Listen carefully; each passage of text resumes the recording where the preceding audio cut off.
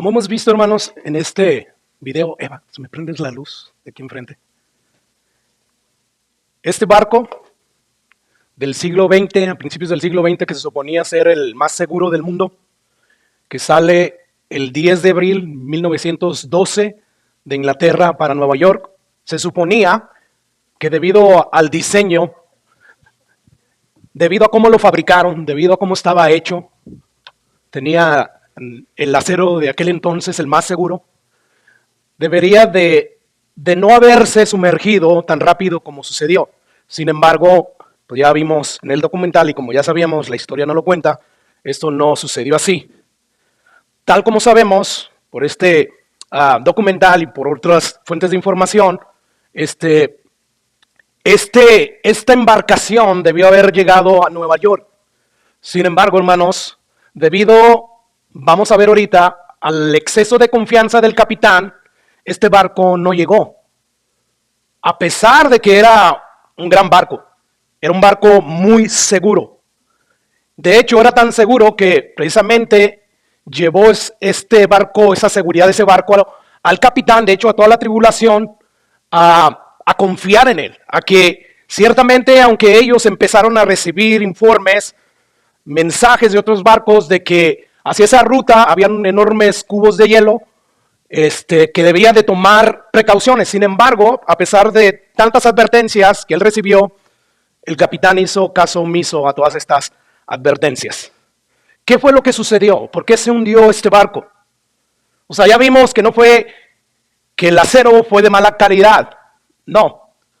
Más bien, como les decía, la causa principal de esta tragedia fue simplemente el exceso de confianza. Mucho antes, de hecho, de que el Titanic empezara su viaje, el capitán Smith fue prevenido. Le dijeron, ahí iceberg, ten cuidado. Sin embargo, a pesar de estas advertencias, él no hizo caso y en vez de haber bajado la velocidad, que ante una situación peligrosa como la que vimos, se recomendaba que los barcos viajaran a 22 kilómetros por hora, pero tanta era la confianza del capitán en ese barco que él pidió que dieran a toda marcha. ¿Qué quería hacer él? Establecer un nuevo récord. Quería él ser el capitán que llegó en el mejor barco de aquel momento en un corto tiempo. Sin embargo, ¿qué fue lo que sucedió? Pues esta terrible tragedia. Él hizo caso omiso a todas estas advertencias. En vez de haber tomado medidas cautelosas, prudentes, él hizo lo impensable. Y bueno, podemos concluir que la clave principal, la causa principal de esta tragedia fue, como ya dijimos, exceso de confianza. Yo no creo que este barco nada ni nadie lo pueda hundir. Y bueno, asumir una actitud como la que asumió el capitán, una actitud irresponsable ante una situación tan peligrosa, pues es algo que se debe de condenar, ¿verdad? O sea, condenamos la actitud irresponsable que este capitán tomó. Sin embargo, hermanos, muchos hoy en día se dan el lujo de tomar una actitud similar de irresponsabilidad en el cuidado de sus propias almas. Y no por falta de advertencias, sino por exceso de confianza. El texto que acabamos de leer al inicio de esta predicación de Mateo 7 nos enseña de manera implícita que el exceso de confianza es lo que va a llevar a muchos a terminar en el infierno. Dice Jesús, son muchas las personas las que van a llegar aquel día y que van a descubrir la terrible realidad de que llegaron ahí equivocados, errados, creyendo que eran lo que no eran. Y según Jesús, nos dice que la razón principal es por el exceso de confianza que ellos tenían en ellos mismos. O sea, ellos no se preocupaban, como muchos hoy no se preocupan, por escuchar o por tomar las advertencias bíblicas en serio.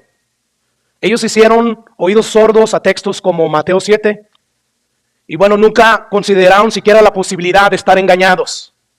Estos hombres y mujeres pensaron que la doctrina bíblica que ellos tenían acerca de Jesús, que era correcta, y su supuesta conexión emocional con Jesús, y además las actividades religiosas en las cuales ellos estaban envueltos y que hacían en el nombre de Jesús, pues que eso garantizaba su salvación. Y bueno, la triste realidad es que nos dice Jesús que va a ser un gran número de personas que van a llegar engañados y que Jesús les va a decir, apartados de mí, yo no los conozco. Mire, hay algunas veces en que debemos de hacer oídos sordos a lo que dicen ciertas personas. ¿Por qué? Porque sabemos ya por el pasado que estas personas tienden a ser exageradas, a veces hasta extremistas. Yo no sé cuántos de ustedes les pasó que se toparon con ciertas personas cuando empezó la pandemia. Y se aproxima una hambruna y prepárate porque el Dios viene y hay que almacenar productos que no perecen, productos enlatados, mucha agua. Inclusive algunos empezaron a comprar pistolas. Y bueno, ciertamente ese tipo de personas no debemos nosotros de hacerles mucho caso por todo lo que ellos dicen, porque a veces exageran. Sin embargo, hermano, la pregunta es esta. ¿Acaso podemos acusar a Jesús de estar exagerando? ¿Acaso podemos acusar a Jesús de infundir un temor sin fundamento? Y la respuesta es, por supuesto que no. De hecho, no debemos nosotros acusar a Jesús de ser exagerado, de estar infundiendo un temor sin fundamento, porque el mismo Jesús que nos advierte va a ser el mismo Jesús quien se va a sentar a juzgar y que va a desmentir a todos esos engañados. Y lo va a hacer conforme a su verdad y su justicia. Y yo me pregunto, ¿acaso no deberíamos todos nosotros, yo como pastor incluido, al igual que todos los miembros de la iglesia, no deberíamos todos nosotros prestar suma atención a estas palabras para que no seamos parte de esos muchos que dice Jesús que van a llegar? Y yo creo que la respuesta es obvia, ¿verdad? Claro que sí. Debemos de prestar suma atención. Que no vaya a ser que nos pase lo que a aquellos de los cuales nos habla Cristo aquí, que se sentían totalmente seguros de su salvación, que nada los hacía pensar que algo andaba mal en ellos. Sin embargo, al igual que el bien diseñado y fabricado barco Titanic, su embarcación, dice Jesús, que no resistió ante aquel juez que es infinitamente más grande que cualquier iceberg. Según Jesús dice que a esos muchos les va a decir, apartados de mí, hacedores de maldad, nunca los conocí. Y es ahí, hermanos, donde nosotros no podemos darnos el lujo de ignorar estas advertencias que Jesús hace aquí. Porque, sin duda alguna, hermanos, que el hundimiento del Titanic, debido a ese impacto con ese iceberg, fue una tragedia terrible. Murieron varias personas. Sin embargo, hermanos, nosotros sabemos que la tragedia que aquellos que creen que son cristianos y no lo son, va a ser infinitamente mayor. Así que tenemos que tener mucha precaución. Tenemos que examinar nuestras vidas. Porque no vaya a ser que muchos de nosotros, pues, empiece a hacer lo que hizo el capitán Smith del Titanic.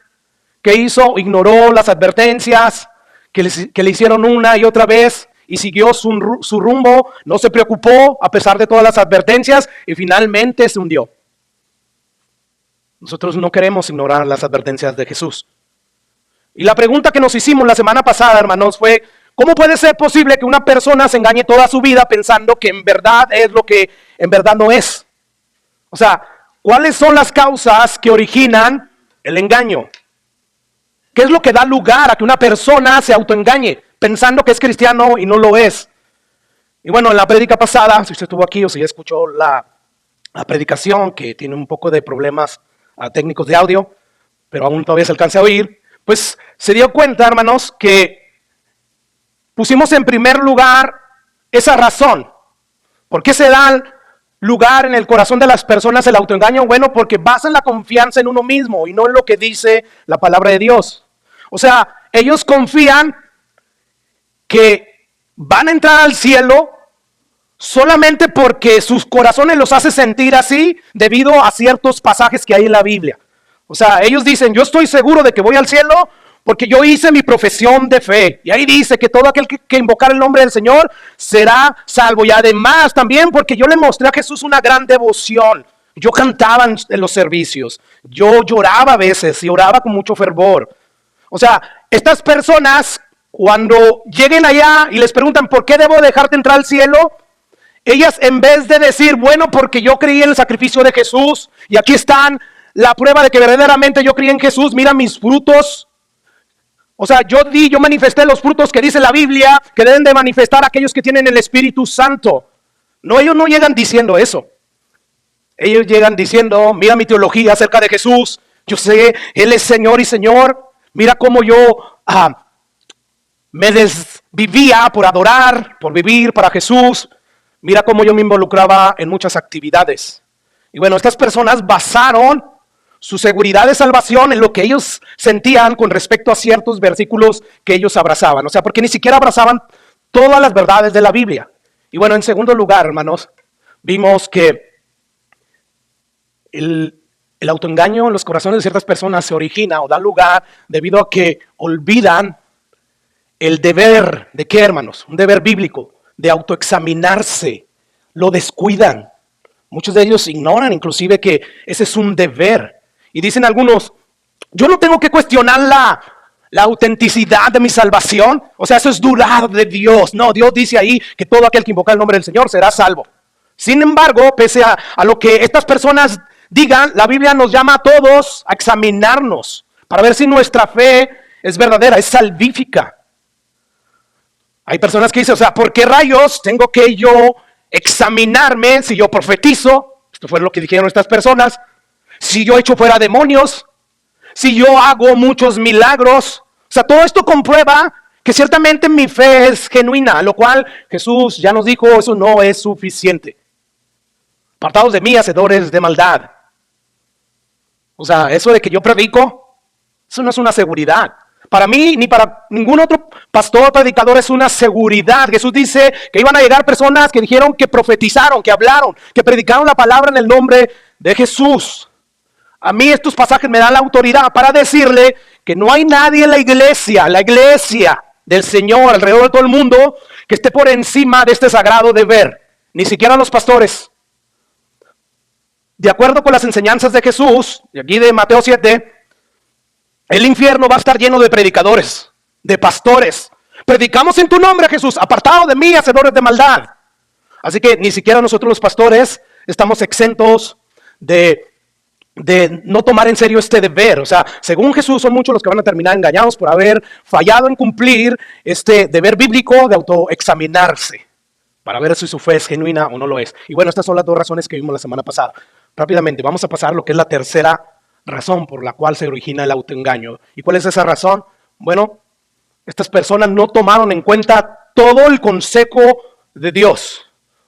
O sea, ¿por qué hay personas que al final de cuentas irán al infierno creyendo que eran cristianos y no lo eran? Bueno, porque no tomaron en cuenta todo el consejo de Dios. Y hoy, como nunca antes, no se le da la enorme importancia que tiene toda la palabra de Dios. ¿Qué exagerado es, pastor? No, el exagerado es Dios, como vamos a ver ahorita. O sea, como nunca antes, hoy en día la mayoría de los que dicen que son cristianos y que aman la palabra de Dios, solo le dan importancia a ciertas partes de la Biblia. Y según la Biblia, hacer esto es restarle valor al resto de la palabra de Dios.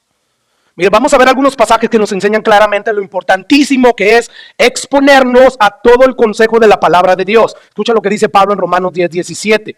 Dice ahí el apóstol Pablo, así que la fe salvífica, sí, la única que es genuina y verdadera y salva, esa fe es por el oír.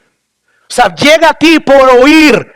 Y por el oír, dice, por escuchar, ¿qué, hermanos? Las anécdotas de las personas, los testimonios, las elocuencias de los predicadores carismáticos. No dice eso. Por medio de la palabra de Dios llega esa fe. Escucha cómo lo dice ahí la nueva versión internacional. Dice ahí, así que la fe viene como resultado de oír el mensaje, y el mensaje que se oye, ¿qué es? La palabra de Cristo, el evangelio. Todo el evangelio completo. Así que según Pablo, nadie puede tener fe salvífica a menos que se exponga a toda la palabra de Dios. Y eso ya hace que el consejo completo de la palabra de Dios sea de vital importancia. Sin embargo, este no es el único pasaje que corrobora esta verdad. Pedro, en su primera carta, dice lo siguiente. Capítulo 1, versículo 23. Dice Pedro ahí, siendo renacidos, no de simiente corruptible. O sea, dice, nosotros renacimos del Espíritu Santo, no de simiente corruptible como la simiente de la cual nacimos todos de Eva, de Adán, corruptible, porque ya se habían ellos envuelto en el pecado. Y dice ahí Pedro, nuestra nueva vida, hoy nosotros tenemos una nueva vida, hemos nacido de nuevo, no de simiente corruptible, sino de incorruptible. ¿Por qué medio, hermanos? por la palabra de Dios que vive y permanece para siempre. Así que según Pedro, ¿cuál es el medio por el cual nacemos de nuevo? La palabra de Dios que vive y permanece para siempre. Mire, por lo que dice aquí Pedro, yo tengo la firme convicción de que muchos van a encontrar y han encontrado en el pasado la fe salvífica, la salvación, solo por leer la Biblia. O sea, solamente por esa lectura. Sin embargo, o no obstante, debemos advertir que hay un peligro en esto. O sea, sí, hay que alegrarnos, debemos de celebrar esto, que muchos van a encontrar la salvación al exponerse a la lectura de la palabra de Dios. Sin embargo, al mismo tiempo, tenemos que advertir que hay un peligro allí. O sea, solo hacer esto nos puede llevar a ese peligro de ser selectivos en cuanto a las partes de la Escritura a las cuales nos aferramos. Porque eso es lo que yo creo, ¿verdad? Entonces, hay personas, por ejemplo, que leen la Biblia solo para buscar las promesas de las Escrituras y pasan por alto todo lo demás. Hay personas que ven la Biblia, hermanos, como si fuese un río que está lleno de promesas. Y entonces me voy a meter al río para pescar promesas. Y constantemente están buscando el Salmo 23, Jehová es mi pastor, nada me va a faltar. El Salmo 91, ¿verdad? El que mora bajo la sombra del Altísimo, y salmos como esos, salmos donde hay promesas hermosas, promesas maravillosas. Y estas personas solo ven la Biblia como si fuera ese río donde está lleno de puras promesas, y solamente se acercan a ella para agarrar esas promesas, y se olvidan del resto de la Biblia. Y esto lo hacen solamente cuando están pasando por medio de problemas. Entonces, palabra de Dios, promesas, provéanme aliento y estímulo. O sea, ellos ven la Biblia como si fuera nada más una fuente de promesas para alentarnos, para estimularnos cuando estamos pasando por aflicción. Y es cierto que la Biblia contiene muchas promesas, como las encontramos en el Salmo que ya cité, 23 y 91. Pero lo cierto es que la Biblia es mucho más que un conjunto de promesas alentadoras y estimulantes.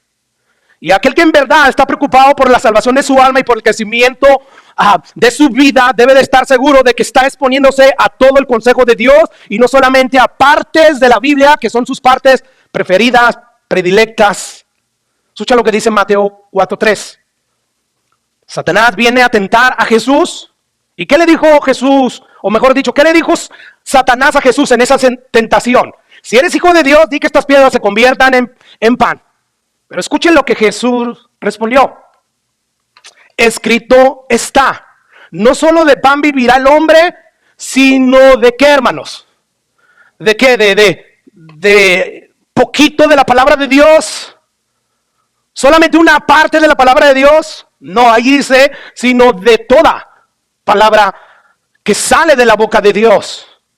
Quiere decir que cada libro que encontramos en la Biblia, desde Génesis a Apocalipsis, cada capítulo, cada verso, cada palabra escrita en la Biblia salió de la boca de Dios. Por lo tanto, tenemos que comérnosla toda. Porque esa es la voluntad de Dios para nuestras vidas. Debemos, en otras palabras, exponernos a toda la palabra de Dios. Pastor, pero eso crea controversias, a pesar. O sea, las consecuencias de no exponerte a toda la palabra de Dios son mayores que las consecuencias que tú puedas tener simplemente porque te estás exponiendo a unos temas controversiales. Sí va a haber problemas, pero es muchísimo peor, hermanos, no exponernos. Por lo tanto, hermanos, nosotros tenemos que exponernos a toda la palabra de Dios. Escuchen lo que Pablo le dice al joven pastor Timoteo. Ya no pude hacer más grande ahí esa palabra toda, porque si no, no me iba a caber el resto de ese pasaje. Pero toda la Escritura es toda. Es inspirada por Dios. Y como toda la Escritura es inspirada por Dios, por consiguiente, ¿qué es? Útil. Por ende es útil. Porque es inspirada por Dios. ¿Y para qué es útil? ¿Para qué es beneficiosa? Para enseñar, para redarguir, para corregir, para instruir en justicia. Es por eso que muchas personas que están ya autoengañadas, que se dirigen a ese gran día del juicio final, creyendo que son salvas, creyendo que Jesús les va a decir, entren al reino de Dios. Es por eso que estas personas no pueden ser redarguidas, corregidas. ¿Por qué? Porque no se exponen a todo el consejo de Dios. Y eso origina el autoengaño. Así que según ese pasaje, hermanos, Dios nos está diciendo, toda la escritura mía es inspirada por mí, por lo tanto, tú necesitas toda la escritura. Y Pablo nos dice, a fin de que el hombre de Dios sea perfecto y enteramente preparado para toda buena obra. Bueno, podemos concluir a la luz de este pasaje que toda la escritura es útil para destruir el autoengaño, para destruir las falsas conversiones. Quizás algunos de ustedes, después de años, porque estamos sembrando la semilla, ¿verdad? Y cuando tú siembras una semilla, no florece, no sale rápido la plantita, ¿verdad? Requiere días. Quizás algunos de ustedes, después de haber sembrado esta palabra y de fruto, quizás algunos se van a ir. Porque van a empezar a decir, no, este pastor ya está cuestionando mi salvación, eso a mí no me gusta. Y quizás otros van a salir como muchos, yo pensaba que era. Sin embargo, no, Dios me salvó. ¿Por qué? Porque la escritura corrige, redarguye. Y yo no sé lo que vaya a pasar. Lo que yo sí sé es que estoy cumpliendo con mi deber de pastor. Aunque estas predicaciones no sean muy requeridas, no sean muy aceptadas. Así es que, hermanos, tenemos que tener cuidado. Porque de nuestras almas, ¿cómo nos estamos exponiendo la palabra de Dios? ¿Solamente a través de ciertos versículos y no a través de toda la escritura? Si queremos que la palabra de Dios destruya el autoengaño, tenemos que exponernos a toda la palabra de Dios. O sea, son este tipo de pasajes que nos dejan ver que es obvio que no toda la voluntad de Dios se encuentra revelada en el Salmo 21. Es incuestionable que no toda la voluntad de Dios se encuentra revelada en el Salmo 91. Es indiscutible que no toda la voluntad de Dios se encuentra solamente en los salmos.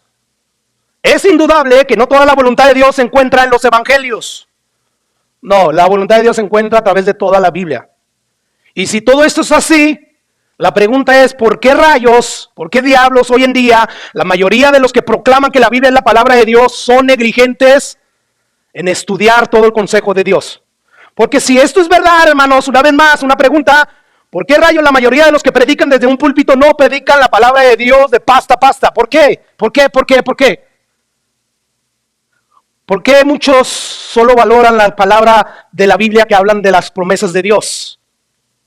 Bueno, según estos pasajes nos dicen implícitamente que hacen mal todos aquellos que únicamente se exponen a ciertas secciones de la palabra de Dios.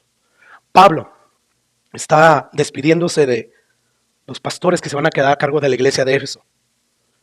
Y escucha lo que él pudo decir con toda confianza. Él ya no los va a volver a ver. Y dice ahí, por tanto, yo les protesto en este día que estoy limpio de la sangre de todos ustedes. ¿Por qué estás limpio, Pablo, de la sangre de todas esas personas que te escuchaban predicar la palabra de Dios? Porque no rehusé de anunciarles todo el consejo de Dios. Aún esos temas que me provocan persecución, que provoca que no me quieran, no rehusé. Así que según este pasaje podemos concluir que ningún pastor puede decir esto que dijo Pablo delante de Jesús en aquel día, a menos que se haya preocupado de presentarle a la iglesia todo el consejo de Dios. Yo no sé los demás pastores, pero yo estoy limpia de la sangre de todos ustedes, precisamente porque yo no he rehusado de anunciarles todo el consejo de Dios. Dios me libre de ello.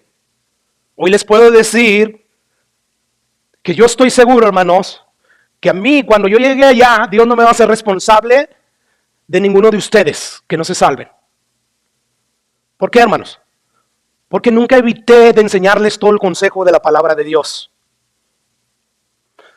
Sabe que los que verdaderamente somos cristianos, por la gracia de Dios, hablando de pastores, no podemos pasar por alto ninguna doctrina revelada en la Biblia, por muy controversial que sea. O sea, si la Biblia habla del castigo eterno, vamos a hablar del infierno. Si la Biblia habla acerca de este peligro que Jesús hace, de que muchos van a llegar autoengañados, vamos a hablar de ese peligro. Si la Biblia habla del peligro de que hay falsos profetas que van a engañar a muchos, vamos a hablar de ello. Si la Biblia habla de una puerta que aparentemente lleva al cielo, pero no lleva al cielo, vamos a hablar de esa puerta estrecha. Donde la Biblia habla, nosotros los predicadores verdaderos, siervos de Jesús, debemos de hablar. Un día vamos a estar, dice Pedro, delante del pastor de pastores, el príncipe, y vamos a rendir cuentas. Vamos a estar ante un tribunal, un juicio muy, muy distinto a lo que los simples miembros van a estar. Y hay de nosotros. Así que, hermanos, Pablo nos dice aquí que nosotros debemos de predicar de manera seria. De hecho, él, o a la luz de lo que estamos hablando, él exclamó temerosamente lo siguiente: me es impuesta necesidad predicar todo el consejo de la palabra de Dios. Ay de mí si no predico el evangelio. ¿Te das cuenta? Ahora, lo mismo podemos decir con respecto a cada uno de ustedes que son simples miembros. En aquel día, hermanos, cuando cada uno de ustedes se presente delante de Dios, tendrán que decir con limpia conciencia: yo estoy limpio de mi propia sangre porque me expuse a todo el consejo de Dios. Yo espero que tú puedas decir eso, porque Dios nos va a pedir cuentas. Ahora, volviendo a la pregunta, ¿cuál es esa tercera razón por la cual muchas personas se están autoengañando? Bueno, la respuesta es que no toman en cuenta toda la enseñanza de la palabra de Dios.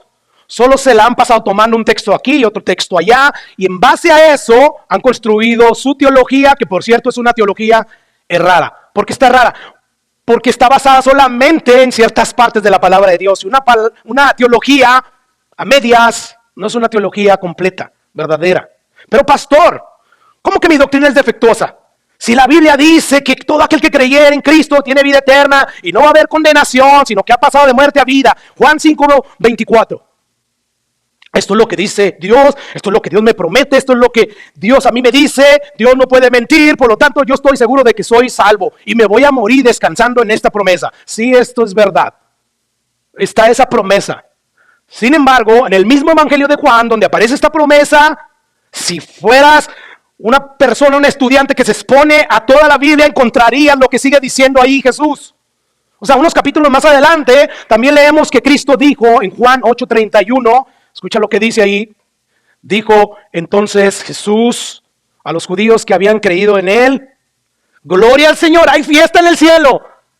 No dijo lo que la mayoría de los predicadores modernos le dicen a esas supuestas personas que creen en Jesús. No, él les dice: ok, tengo que decirles algo de su creencia. No los puedo dejar ir como si ya ustedes están seguros. No, yo sería cruel. Yo sería una persona que no amo, pero como los amo, tengo que decirles esta cruel realidad. Si verdaderamente creyeron en mí, van a permanecer en mi palabra. Es lo que está diciendo Dios en otras palabras. Gracias, Alex.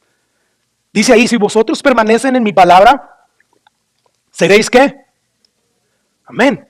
Pues vemos que el mismo Jesús, que dijo, adelantito, que el que cree en mí tiene vida eterna y no vendrá condenación, él también dijo: si vosotros permanecen en mi palabra, serán verdaderamente mis discípulos.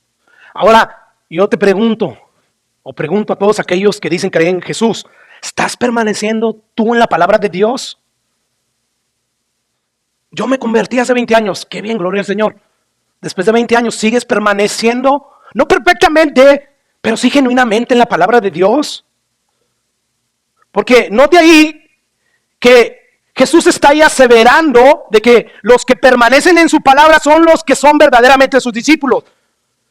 Dicho negativamente, los que no permanecen en la palabra de Jesús, pues no son verdaderamente discípulos de Jesús, son falsos discípulos de Jesús. ¿Te das cuenta?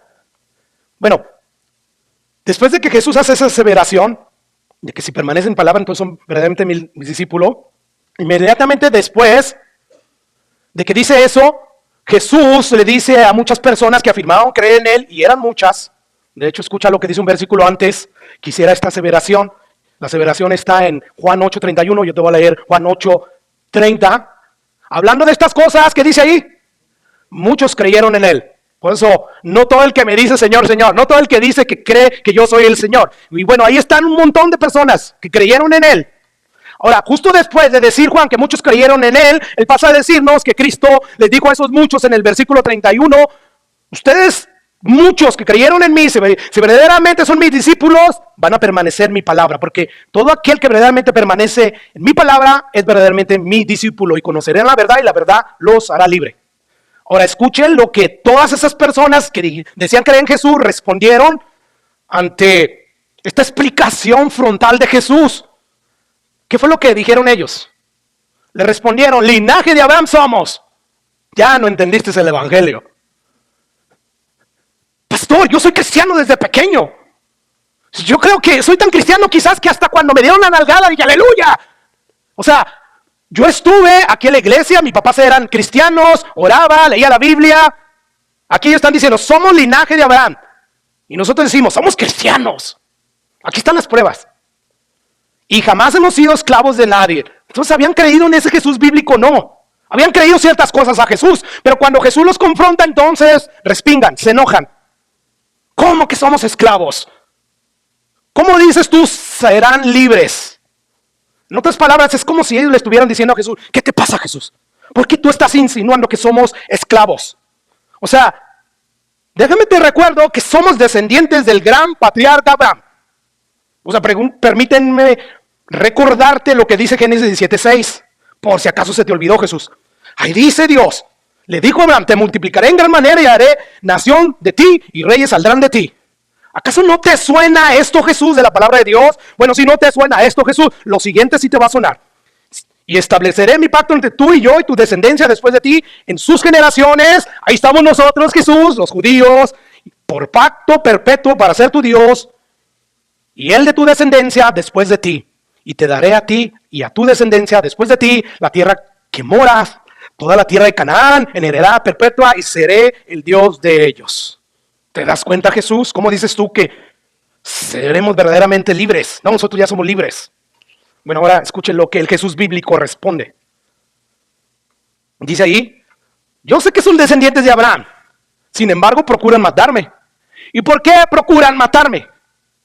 Porque mi palabra no haya ¿qué? Cabida en ustedes. Esta parte de la palabra de Dios no la aceptan.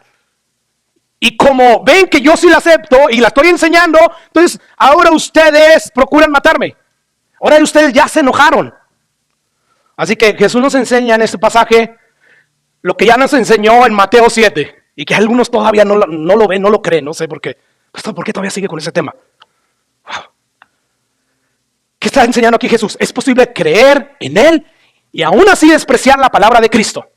O sea, en otras palabras, se puede proclamar ser discípulo de Cristo y al mismo tiempo menospreciar la palabra de Dios. No lo andan diciendo, pero simplemente no se exponen a ella. Eso es menospreciar la palabra de Dios. Yo sé que nadie va a decir, ninguno de los que dicen que son cristianos va a decir, yo desprecio la palabra de Dios. Pero cuando no te expones a ella, eso es lo que estás diciendo indirectamente. Estos judíos, como hoy en día muchos, amaban las promesas de Dios, las bendiciones de Dios, ahí dice. Sin embargo, detestaban otras partes de las verdades de Dios.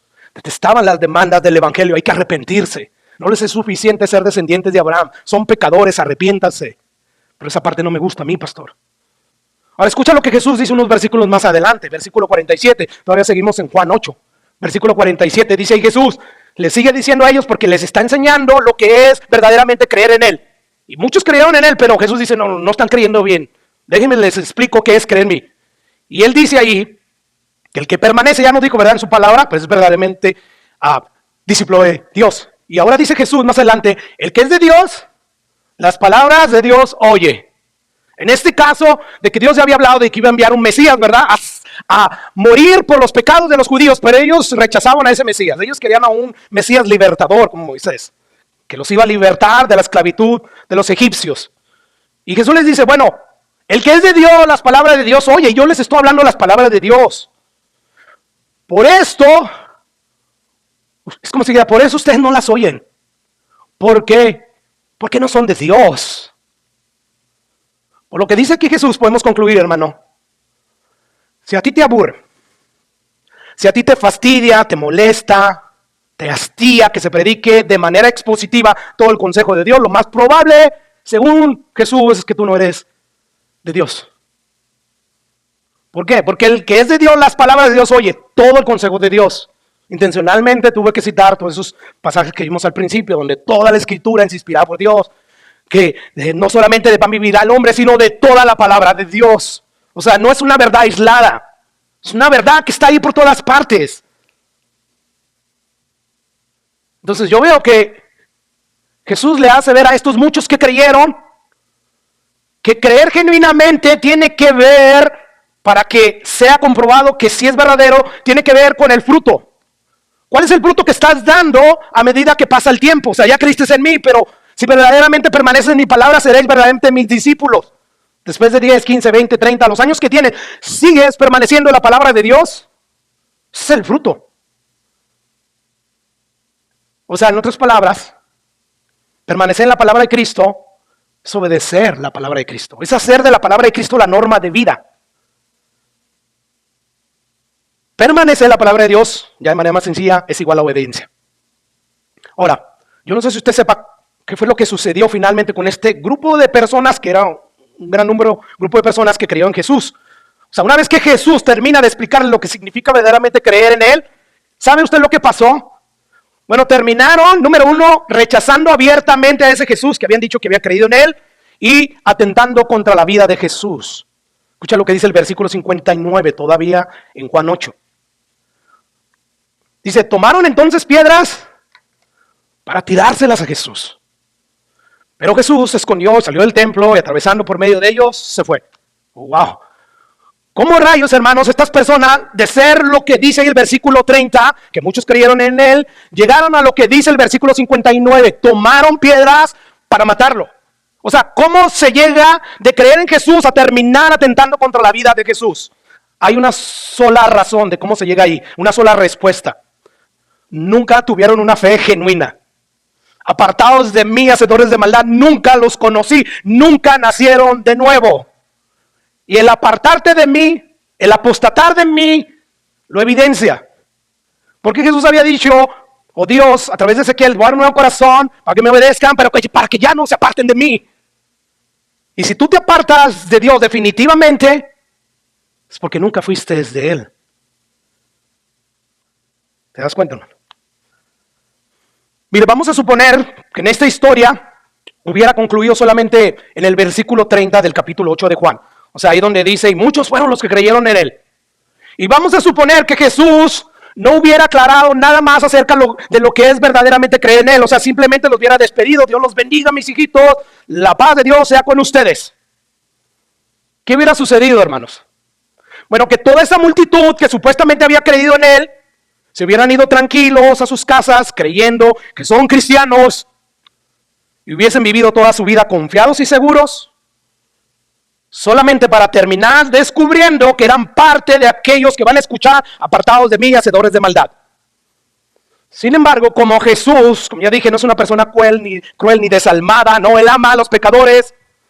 Él no es una persona como muchos predicadores hoy en día. Él sí les explicó todo a fondo de lo que significa verdaderamente creer en Él.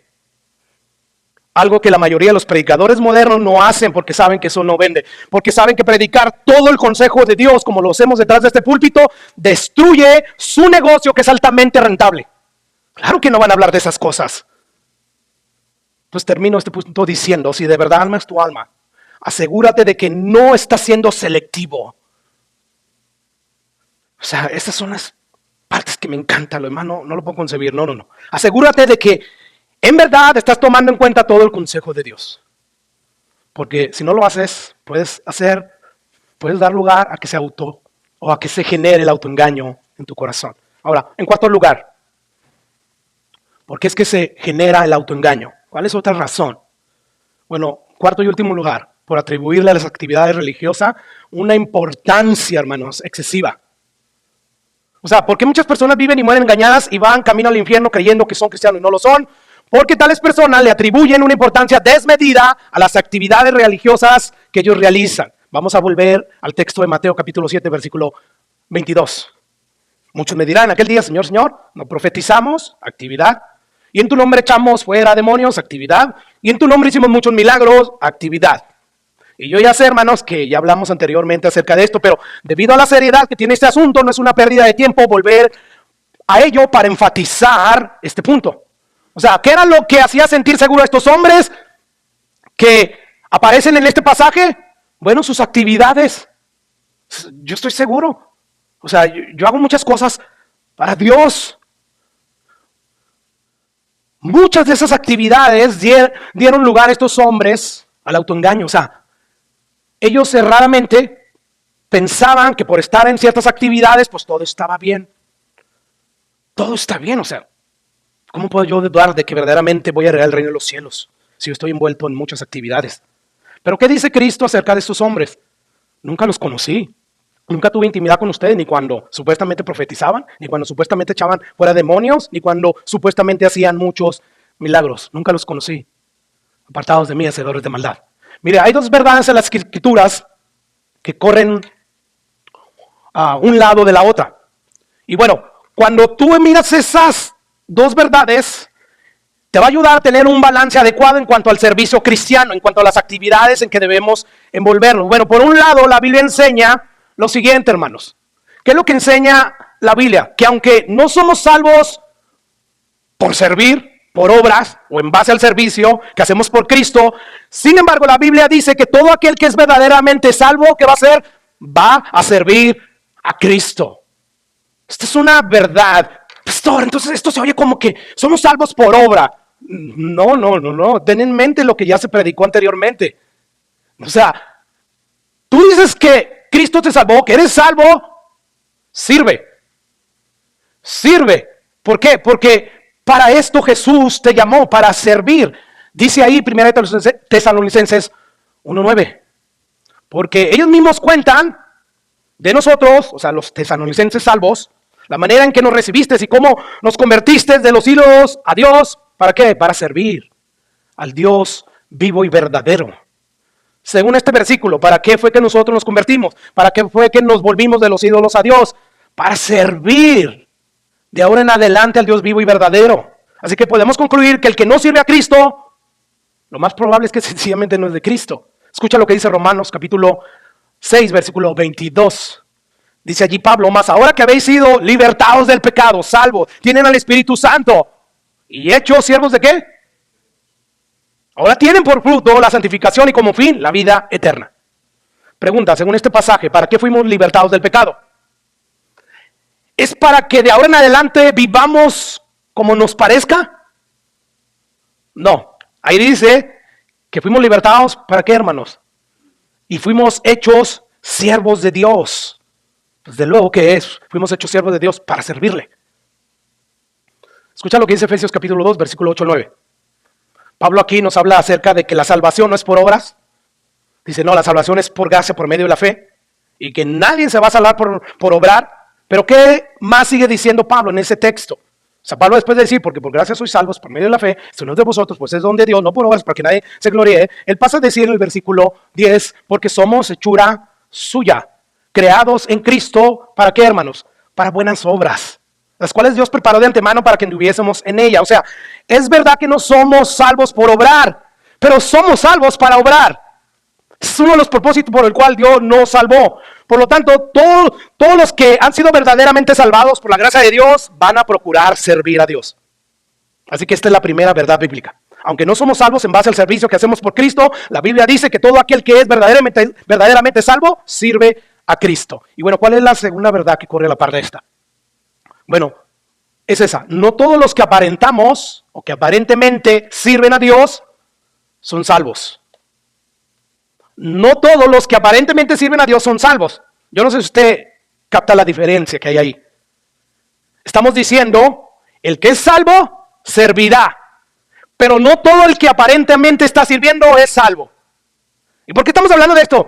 Porque estamos diciendo que el autoengaño se genera porque muchos le dan una excesiva importancia al servicio, de tal manera que dicen, pues yo soy salvo porque estoy siempre sirviéndole al Señor. Y tenemos que tener cuidado. ¿Por qué? Porque el que es salvo va a servir, cierto, pero no todo el que aparentemente está sirviendo es salvo. Y esto es claro en Mateo capítulo 7. Estos hombres de los cuales habla Jesús se encontraban envueltos en muchas actividades donde Cristo era el centro. Predicamos en tu nombre, echamos fuera demonios en tu nombre, hicimos muchos milagros en tu nombre, todo era en tu nombre y para tu gloria, Jesús. O sea, el texto nos dice ahí claramente que todo lo que ellos hacían, lo hacían en el nombre de Jesús. Y aún así Jesús les va a decir, apartados de mí, hacedores de maldad. Ahora recuerda que no son unos cuantos los que van a escuchar estas terribles palabras de Jesús. No son muchos. Y ahora nos preguntamos, ¿es que acaso esas personas no veían que había algo que no estaba bien entre ellos y Dios cuando se predicaba la palabra de Dios? Pues al parecer no. Y la razón más probable por la cual no veían eso es seguramente que estaban demasiadamente ocupados en sus propias actividades en el nombre de Dios Y bueno, esto era como un sedante para ellos. Esto como que adormecía sus conciencias. Hoy en día eso se ve mucho y hoy que a través de las redes se publica mucho de que los músicos vienen, tocan y se salen. Esto fue lo que yo vi en la iglesia que nací y en la iglesia donde yo llegaba a ir. O sea, era como que estas personas son asalariadas, las tienen ahí nomás para que vengan, canten, toquen y se vayan y ya. Bueno, muchas veces eso es lo que pasa, o sea, estoy sirviéndole al Señor. Y es como que esto adormece sus conciencias. Y ahí está que cuando esas personas, en esas pocas ocasiones que se exponen a la lectura bíblica y están leyendo algo acerca del pecado, pues simplemente le siguen. O escuchan algo en la iglesia donde la palabra de Dios, que es útil para revelar, para corregir, para redarguir, porque le revela la maldad que hay en su corazón. Y bueno, ellos piensan dentro de sí, bueno, no creo que por estar haciendo esto, Dios no me voy a permitir entrar al cielo. O sea, considerando todo lo que hago para Él, todo está bien. Y bueno, ¿sabe una cosa? Esto le puede ocurrir a un verdadero creyente. ¿Qué? Esto de que de repente por estar en tantas actividades que está haciendo para Dios, pues se duerma su conciencia ante la exhortación de la palabra de Dios. Cuando está leyendo la lectura en privado y Dios está exhortando, pues él está tan inmerso en tantas actividades en nombre de Dios que no le hace caso a la palabra de Dios. Llega el domingo, se expone al sermón donde Dios usa la exposición de su palabra para redarguir y pasa lo mismo. Y a veces Dios en su misericordia insiste y la conciencia de este cristiano se despierta porque la palabra de Dios fue expuesta, fue redarguido y le dice, arrepiéntete, estás mal. Y muchas veces terminan arrepintiéndose verdaderamente, pero muchas veces simplemente hacen caso omiso a la exhortación de Dios. Y si a esto le añadimos la alabanza de los hombres que le dan a estas personas, o sea, vea cómo estás bien involucrado. Wow, esto me inspira, tú eres un ejemplo para mí. Y uno rápido, ¿verdad? Empieza a levantarse. O sea, muchas veces todo esto impide, hermanos, que nuestras vidas de oraciones sean mecánicas, sean ritualistas. Todas estas cosas muchas veces impide que nosotros estemos tratando a nuestras esposas como la Biblia nos dice que debemos de estar haciéndolo. O sea, el estar involucrado en tantas cosas nos impide, inclusive que no estamos cuidando nuestra lengua para chismear, para difamar. Nos impide ver que estamos siendo tolerantes con los malos pensamientos que vienen a nuestras mentes. Estamos siendo tolerantes a las cosas que vemos en la tele, en los celulares. ¿Por qué? Porque como que yo sé que predico la palabra de Dios y sé que estoy bien. Y bueno, esto puede sucederle a un verdadero hijo de Dios, en quien mora el Espíritu Santo de Dios. Y bueno, si esto puede ocurrirle a un verdadero cristiano, con más razón le va a ocurrir a aquellos que creen que son salvos y no lo son. Porque esos sentimientos religiosos que vienen porque están tan envueltos en tantas actividades los van a engañar más y más. Así que debemos de tener cuidado. No vaya a ser que estemos envueltos excesivamente en un sinnúmero de actividades religiosas que puedan terminar adormeciendo nuestra conciencia y darnos una idea equivocada de nuestra realidad y caminemos como si nada está pasando. Ahora, yo le hago una pregunta, hermanos. ¿Saben dónde es que nosotros en verdad somos los que somos? Pues cuando predica, pastor, cuando toca, cuando canta, cuando salgo afuera a predicar el evangelio. ¿Es ahí, hermanos? Cuando realmente somos lo que somos. O sea, cuando estamos aquí en la iglesia, cuando estamos conviviendo con nuestros hermanos, es que demostramos lo que somos. No, llegamos con nuestros mejores trapos, ¿verdad? Ay, mi amor, te amo. ¿Qué? Y a la hora de llegar a la alcoba, peleados, uno volteando hacia un lado y el otro para allá. Ahí no es que realmente somos lo que somos. Es cuando estamos solos. Es cuando nadie nos está viendo que realmente somos lo que somos. O sea, nosotros no somos lo que somos cuando estamos aquí en la iglesia. Todos aquí somos cristianos. Cuando estamos dando clases de escuela dominical. No, estos hombres y mujeres a los que Cristo les va a decir, nunca los conocí, hacían todo esto. Y aún cosas mayores. Como predicar, como echar fuera demonios, hacer milagros. Y aún así Cristo les llama hacedores de maldad. O sea, a los ojos de ellos hacían cosas extraordinarias, pero a los ojos de Jesús, las cosas que ellos hacían eran malas. Y eran ciertamente actividades religiosas, pero esas actividades religiosas no concordaban con lo que ellos eran en la soledad. Ahora, hay una diferencia de los falsos profesantes y los verdaderos profesantes, hermanos. Y voy a abrir aquí un paréntesis. Porque el verdadero cristiano puede caer en periodos, en pecado, y puede permanecer ahí. Y esa persona, si verdaderamente Cristo la salvó, va a regresar por él. Porque Él es el buen pastor, y cuando Él pierde una oveja, Él deja las 99 y va por ellas. O sea, yo no estoy diciendo, si tú eres un verdadero cristiano, que ahí te estés cuestionando tu salvación. No, sí, examínate, pero que el diablo no te engañe. No hay todavía esperanza para ti. Dios te puede rescatar de ahí. Tienes que clamar a Él. Y si no lo haces, no te preocupes, espera. Él es tu Padre, y a quien Él toma por hijo, Él azota. O sea, si la dulce voz de Jesús que te dice, regresa, arrepiéntete, no hace efecto en ti, va a llegar la fuerte voz del Padre que te ama. Entonces, hay una diferencia entre el verdadero cristiano que a veces cae y está ahí. Son caídas temporales. Temporales porque a veces él mismo se arrepiente. Temporales porque el Padre, si no se arrepiente, él viene tarde o temprano con la disciplina y los saca. Así que hay esperanza para esas personas. Y para los falsos profesantes también hay esperanza. Esa esperanza es que aceptes que verdaderamente no eres discípulo de Jesús. Y que veas tu condición a través de los frutos que tú has estado dando en tu supuesta vida cristiana. Para que te des cuenta de que no eres y entonces quieras venir a Cristo. Que Él está con los brazos abiertos. Él no va a rechazar a nadie en que venga ante Él con un corazón contrito y humillado, dispuesto a arrepentirse de su vida de pecado. O sea, para ambas personas hay salvación, hay esperanza. Pero esta predicación tiene el objetivo de desengañar a los que posiblemente estén aquí engañados, o quizás las personas que escuchen este mensaje en la internet tienen el propósito de desengañar a esas personas. Por lo tanto, la pregunta es, ¿qué soy yo cuando no estoy envuelto en ninguna actividad religiosa? ¿Cómo actúas? ¿Qué soy yo cuando no estoy en la iglesia? Cuando no estoy delante de mis hermanos, cuando no estoy delante de mi esposa. O sea, ¿qué soy yo cuando estoy en la soledad? ¿Soy honesto? ¿Soy puro? Lucho contra los pensamientos que atacan mi mente día tras día. Lucho con aquellos pecados del corazón que nadie ve, como la codicia, la envidia, los celos. Yo te pregunto, ¿qué sucedería si por alguna razón, por alguna causa justificada, como a veces nos llaman, no voy a llegar porque estoy enfermo, porque voy a salir del pueblo, porque voy a trabajar mañana a una hora muy temprana? O sea, ¿qué sucedería? ¿O qué es si por alguna razón, por alguna causa justificada, el próximo domingo no puedes estar en medio de nosotros? ¿A qué dedicarías ese día tú? O sea, en la soledad de tu hogar. Recuerda que para los cristianos verdaderos todos los domingos es el día del Señor. Así que, ya sea que estés reunido con la iglesia o que por alguna razón justa no puedas estar, sigue siendo el día del Señor. Y sigue siendo una responsabilidad nuestra glorificar a Dios en ese día de manera especial. ¿Por qué? Porque usted lo dice, no, esto es lo que yo aprendo de la iglesia primitiva. Mira, en el Antiguo Testamento Dios estableció el sábado, ¿verdad? Para adorarlo. 6 días Dios ordenó, vas a trabajar, y el 7º día vas a descansar y vas a adorarme. Eso es el Antiguo Testamento.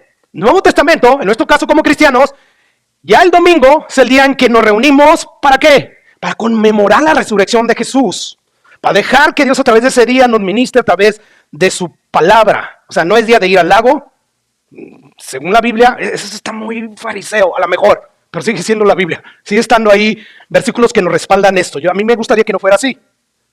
Así es que el día domingo no es un día para ir al lago, para ir a jugar cualquier deporte o para dedicarnos a ver el deporte que hay en la televisión. Yo sé que no es por obras, pero sí Dios nos va a responsabilidad. ¿Qué hiciste cada domingo? ¿Que no ibas a la iglesia? ¿Lo usaste para adorarme? En aquel día, o sea, el sábado es luz o nos da luz de lo que hoy puede ser el domingo, aunque estamos bajo la gracia. ¿Qué pasaba cuando alguien no obedecía uno de los mandamientos de Dios? Era castigado. O sea, no había cualquiera de que, se me hace que este sábado no voy a ir a la reunión. No, iban porque iban. Bueno, yo sé que estamos bajo la gracia, pero eso no nos da derecho a restarle valor el domingo. Y no estamos idolatrando el domingo. No, estamos dándole valor aquí a la palabra de Dios. Todas las apariciones que Jesús tuvo con sus discípulos fue el domingo, no fue otro día. ¿Por qué fue el domingo? O sea, de manera expresa Dios no nos dice que el domingo debe de ser el día en que nos reunamos. Todos los días son del Señor. Pero el día que la iglesia primitiva, porque así les enseñó Jesús, escogió para reunirse semana tras semana, fue el primer día de la semana, el domingo. Y eso es lo que nosotros hacemos, nos reunimos el domingo. Nos dedicamos para adorar a Dios de manera especial. Así es que el domingo no es para ir al lago, no es para jugar cualquier deporte, no es para esto, no. Mire, cuando yo me voy de vacaciones y me toca el domingo, procuro no faltar el domingo. Pero cuando ya falta el domingo, busco una iglesia. ¿Qué religioso? Llámale como quiera. No quiero darle cabida al pecado ni a Satanás para que por una puertecita, así como David, ¿verdad? O sea, el pecado de David que él cometió, que fue un pecado terrible, no comenzó de la noche a la mañana. No, por lo tanto, yo esto es lo que hago y no estoy captándome, no, hay una lucha a veces he fallado, pero peleo contra esto. Así que la pregunta es, ¿qué haces tú cuando por una causa justa y razonable no estás en medio de nosotros?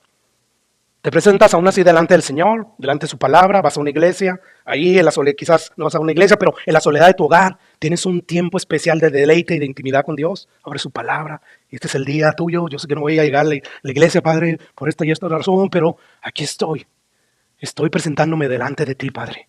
O eres de aquellos que lo único que pueden presentar a favor de su supuesto cristianismo es lo que hacen ellos en público. Yo creo que debemos evaluarnos, hermanos, a través de estas cosas con sobriedad. Porque el texto de Mateo 7 dice que las actividades religiosas engañarán a muchos. Las actividades religiosas adormecen la conciencia. Y dice Jesús que muchos van a vivir así, van a morir pensando que son lo que no son. Y todo esto, ¿por qué? Porque se envolvió en un sinfín de cosas que los hacía creer que eran cristianos, pero en privado ya no eran lo que decían que eran. Voy a pedirte que inclines tu rostro, vamos a orar.